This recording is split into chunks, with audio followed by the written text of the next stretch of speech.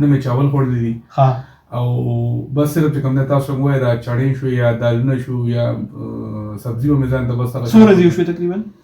دا تقریبا 15 دن وشو. 15 ورځې وشوې. نو 15 ورځو کې تاسو څونه کیلو وزن، 1 کیلو وزن کم شوی تقریبا؟ تقریبا 119.8 او اوس کې 117.8. نو او دویم دا اوس چې مست تاسو وزن کولو تاسو بوټان هم کافي غټ غټ چولې، غټ سویټر هم تاسو چولې دي. آی ډونټ نو چې هغه ټیم تاسو غړی هم دا لور کوټي چیزونه دي، خو آی ډونټ نو چې هغه ټیم تاسو څه پوزیشن نو 1 کیلو خو تقریبا د دې شیزونه ایڈجسټمنټ وکړو. بل دا جلته فرق هم ظاهر شوی دی.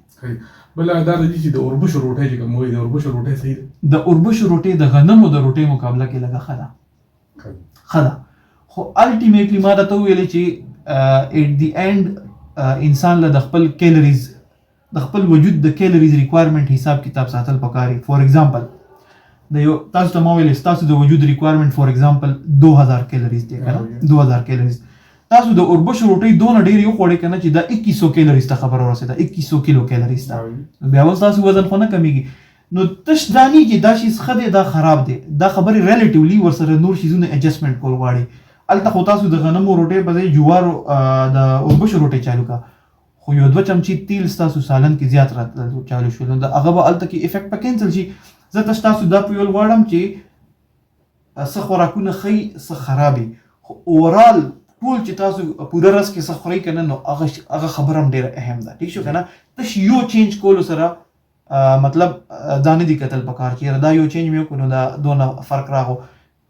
ټول اوورال کیلریز ته اوورال خوراک ته کتل پکار دي، نو بیا به اهم وي. ټیک شو؟ زما روټین خو دا دی چې سهار لکه یو څو ورځې خو مې بیخي صرف دا یشېدلې انډې به خوړلې 4 چای سره، 1 کپ چای سره.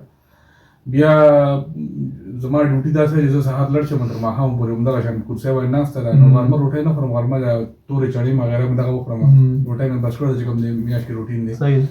خو سهار مالي اوس د اوربشو اوړه مې ځان له راوړي نو یو پراټه یا د هغې یو ډوډۍ ورسره هګۍ او بیا ماښام چې کوم دی نو سبزي یا روټۍ نه خورم، بیا ورسره صرف سبزي یا دال یا دغه شان بس وچو میوه څه شی وخورم. دا د 15 ورځو نه تاسو داسې چل دا د 15 دن نو بس ریزلټ ته تر مخې ته راغلی دی که نه؟ صحیح ده. نو که تاسو اوس تاسو خپله خوښه ده تاسو انجکشن چالو کوئ که نه، خو د انجکشن مین فایده دا ده چې تاسو دا چې لږ ډېر لوږه راځي که نه آب هم د لږ کمه کړي، نو هغه وزن ورسره لږ زر کمېدل چالو شي، بس دا کوي. ټیک شو؟ خو چې کله تاسو یو ټارګېټ ویټ ته لاړ شي او هلته انجکشن بندوئ، نو تاسو به خپل وزن هم په دې شیزونو مینټین ساتئ، په کیلریز باندې، ایکسرسایز باندې، واک باندې، دې باندې به ساتئ. اوس ما تاسو ته خبره وکړه که نه فور ایگزامپل چې دا کیلریز دي، تاسو یو 200 کیلریز زیات وخوړل، خو تاسو واک هم 200-300 کیلریز بند کولو والا 2 غنټې واک هم وکړو فور ایگزامپل، یا څه جیم ته لاړئ او هلته کې هم خپل، نو هغه هم ښه خبره ده. هغې سره چې کوم ایکسټرا کیلریز و هغه بند شو، هغې نه علاوه ستاسو مسلز هم ښه شول. ټیک شو؟